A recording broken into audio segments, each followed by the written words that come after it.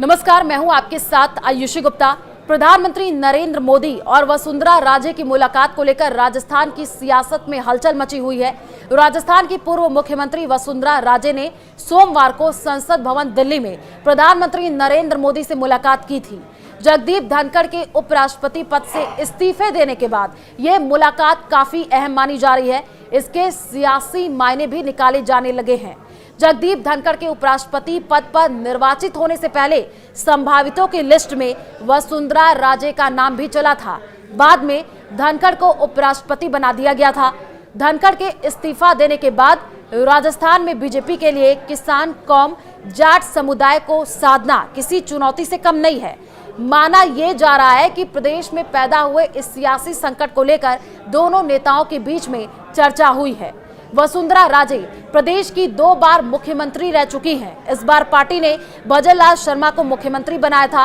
अब धनखड़ के इस्तीफे के बाद पार्टी वसुंधरा के अनुभव का फायदा लेना चाहती है। जाट समाज पर भी उनकी विशेष पकड़ मानी जाती है। पार्टी का ये मानना है कि अगर अगला उपराष्ट्रपति राजस्थान से बनता है तो उसमें राजे की मर्जी भी शामिल हो।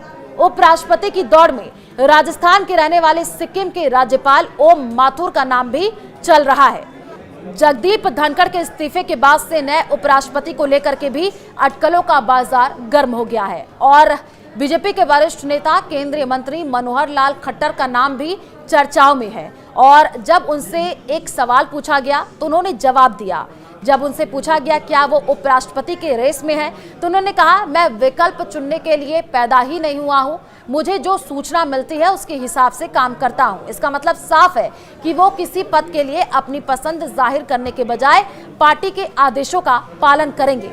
ओम माथुर और वसुंधरा राजे की अदावत किसी से छिपी नहीं है। ऐसे में पार्टी के लिए राजे को साधना जरूरी हो जाता है। इसके साथ ही पार्टी में अभी राष्ट्रीय अध्यक्ष का चुनाव भी होना है। हालांकि राष्ट्रीय अध्यक्ष के लिए भी वसुंधरा का नाम चला था। पीएम नरेंद्र मोदी और वसुंधरा राजे की इस मुलाकात को वसुंधरा समर्थकों की मांग से भी जोड़कर देखा जा रहा है। प्रदेश में सरकार बने 1.5 साल से ज्यादा का समय हो गया है और ऐसे में भजनलाल कैबिनेट विस्तार की चर्चा में जोरों पर है। इस मुलाकात को इससे जोड़ करके भी देखा जा रहा है।